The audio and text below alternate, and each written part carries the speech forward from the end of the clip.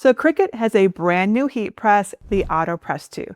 Let's check it out together today. And in particular, I want the answer to what I know many of us are wondering. Did Cricut fix the biggest thing that we wanted changed about the first Autopress?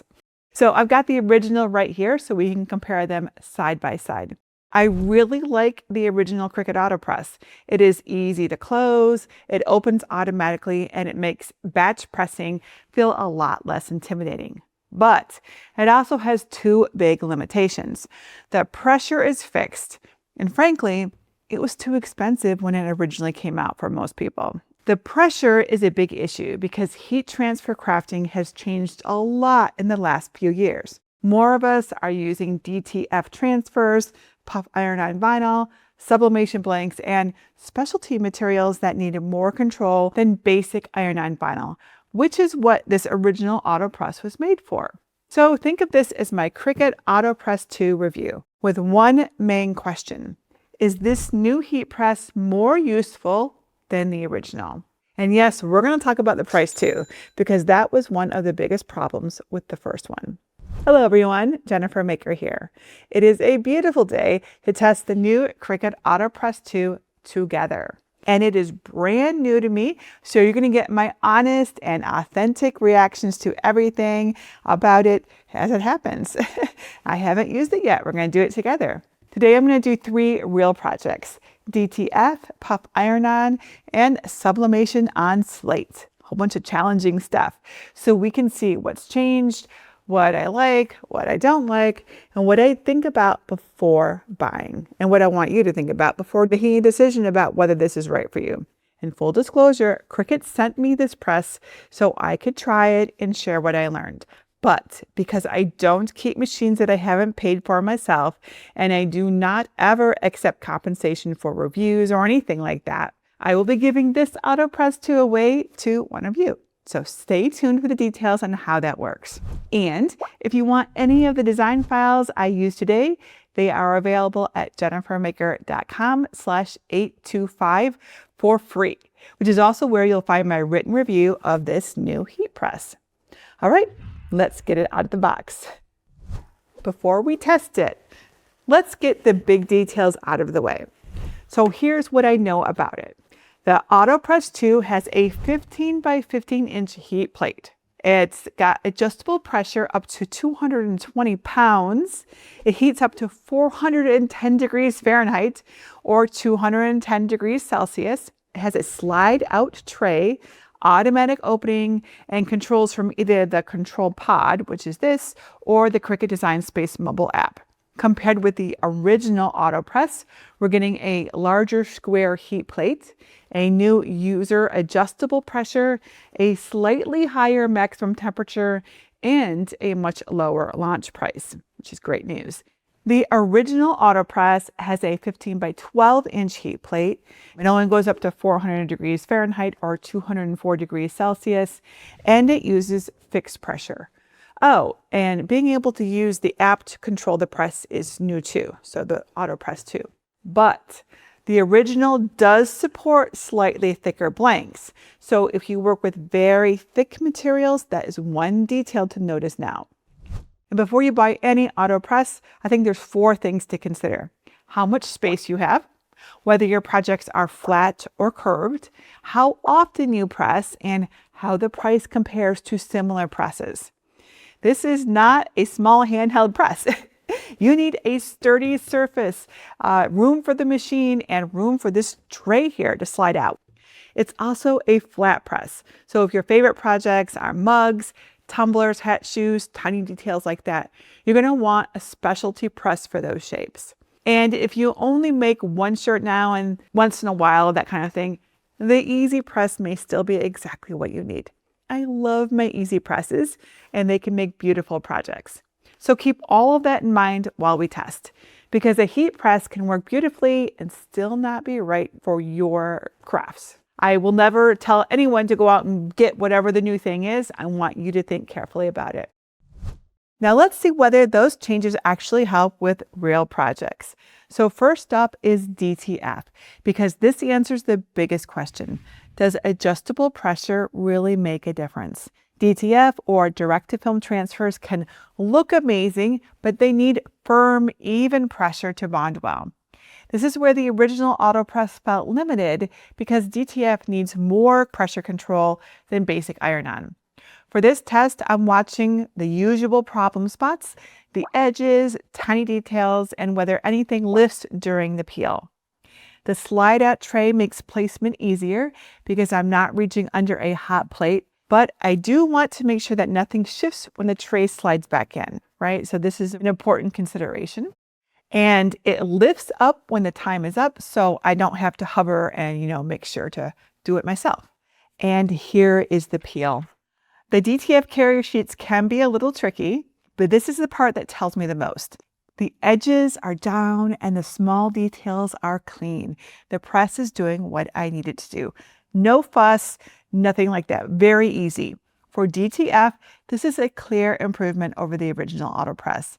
So if you make or order DTF transfers often, this, I think, is one of the strongest reasons to look at the Autopress 2. It did a beautiful job. I love it. I love DTF. It's so nice and clean and neat and so easy to do. Next is puff iron-on. And this test is going to be a little different. Now, the Autopress 2 comes with presets, including one preset for puff vinyl, so we're going to try that out. Now, you can also customize these presets for the projects that you make the most often. And also, I'm curious if we still need to use a hard surface inside the shirt for the best results. So puff iron-on needs enough pressure to bond, but it's not always a more pressure is always better material. Too much heat, too much time, or pressing it the wrong way can flatten the puff effect. So the goal here is control, not force. Now, when the app is available for the Autopress 2, it should be even easier to find the perfect settings for special materials like puff vinyl. So in this test, I'm going to look for two things. Does the puff adhere well? And does it activate evenly without flattening? All right, so I'm testing with the board on scrap fabric first. The automatic opening here is helpful because puff HTV can be sensitive to overpressing. When the timer is done, the press opens and the tray pulls right out so I can remove the carrier sheet when it's all ready. This time, the board did not seem to help. It's uneven and not very pretty. I also tried the puff preset without the board. The result is even in this case, but it didn't puff up at all. And wood boards can warp over time and retain moisture. So instead, I also tried a hard silicone mat, just like this. If you don't have one of these, the link to this is below this video if you want to give it a try. So this shirt came out the best of my puff HTV tests. And this texture is what I wanted to see.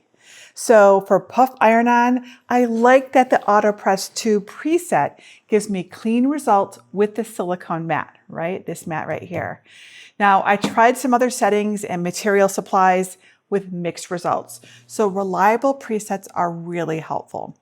And I do still always recommend testing them before trying a big project, right? But it totally did puff up and it looks awesome. Now let's try a very different test, a sublimation print transfer onto Slate. This is harder, heavier, and less flexible than a shirt, so I want to see how the Autopress 2 handles a flat blank with some weight and texture to it. Now the Autopress 2 supports materials up to about 1.8 inches thick, so this slate fits. But that clearance is something I'd always check before buying a press that can handle thick blanks, just in case that's not thick enough for you. All right, so for this test, I care about three things. Does the tray make loading easier? Does the press lower smoothly onto the blank? And does the finished image look even? Now, one thing to note is that the Autopress 2's timer only goes to 6 minutes. So let's see if that's enough time. Now, with the original Autopress, some crafters used a silicone mat like this to help even out the heat and pressure. So I also want to see if the Autopress 2 needs that extra help here. The slide-out tray is especially helpful with Slate because I can position the blank in taped print without having to work under the hot plate. The limitation is that this is still a flat press. It is not for curved blanks or uneven shapes or anything too thick for the clearance. So the textured slate might be a challenge here, which is why we're trying it out. So once it's pressed, I'm using heat-resistant gloves because slate gets very hot and stays hot for a bit. And here is the reveal. I am looking for clear, even color, clean details, and no ghosting from the print shifting. For a flat but textured sublimation blank like this, the Autopress 2 feels steady and much easier than holding a handheld press in place the whole time, because this is really quite a long time. And this is the kind of thicker flat project where the tray clearance and the automatic opening really help a lot, I think. All right, now that we've tested the Autopress 2, here's what stood out to me. The DTF Transfer gave me the answer I was looking for. The little details bonded very cleanly, the edges stayed down, and I felt like I had control over the pressure, which the original Autopress was really lacking for us, right? Now, the puff iron-on vinyl showed that the presets that come with the Autopress 2 are helpful, and the press can provide even, consistent heat and pressure for picky materials. But still, remember to test. We have lots of testing. We did so much testing, really. And then the Slate showed where the tray and the clearance really matter for thicker, flat blanks. I also like the larger 15 by 15 inch heat plate because it gives us more room for adult size shirts. Things like tote bags, larger transfers, and projects where placement really matters. So yay for a bigger plate, right? And the slide out tray makes the process feel safer and less fussy. I can line up my design where I can actually see what I'm doing instead of working under a hot plate. Though I still really like the original Autopress design, I will admit. The slide out tray helps, yes, but that doesn't mean I have to love the design. I will also note that I had to be sure that the tray was pushed all the way in properly to avoid issues. So keep an eye on that. Make sure your tray is pushed all the way in. I am really glad that the Autopress 2 still has the automatic opening feature, which is especially useful for batch pressing. So watch what I'm not doing when this press is working. I'm not holding down a handheld press or leaning on it or standing with my hand on the timer. That's hard to appreciate what a big deal it is until you're making more than one item and need hands-free time. And I like that I can use the control pod without needing the app every time. The app connection is nice and some crafters will love it, but for me, it's not the main reason to buy this press. So yay for the control pod. So who do I think the Cricut Autopress 2 is right for? Crafters who press often, make batches, use large designs, make gifts for groups, or want to use specialty materials like DTF, puff iron-on, and flat sublimation blanks. It may also be a good fit if pressing by hand is tiring for you because you don't have to hold down a handheld press for the full pressing time. And when we're talking about making things like slate, that is a long press time. If you're making family reunion shirts or team shirts, things for a market or farm market, DTF designs, puff iron-on, flat sublimation blanks, or lots of gifts at once, the time and effort savings can really add up. But if you are brand new to heat transfer or only make the occasional shirt, I'd still stick with the Cricut Easy Press or even just a household iron if that works for you. It costs less, takes up less room, and they're still both wonderful tools. I really like the Easy Press. I've had one for quite a while now. So my best advice is to look at what you actually make. Not what looks fun online, not what everyone else is buying, but what you make most often. The right tool is the one that helps you make those projects more successfully and more comfortably. You do not have to buy the latest thing, right? So my honest opinion here is that the Cricut Autopress 2 fixes the one thing that held the original Autopress back for pressure-sensitive projects. But I still don't think it's for everyone. This is a much more useful machine than the original for the projects that we do today, however, like DTF and puff vinyl. But all that said, it's also not a magic fix for incorrect settings, poor materials or rushed prep. You still need to follow the instructions for your material, protect your press, and test, test, test.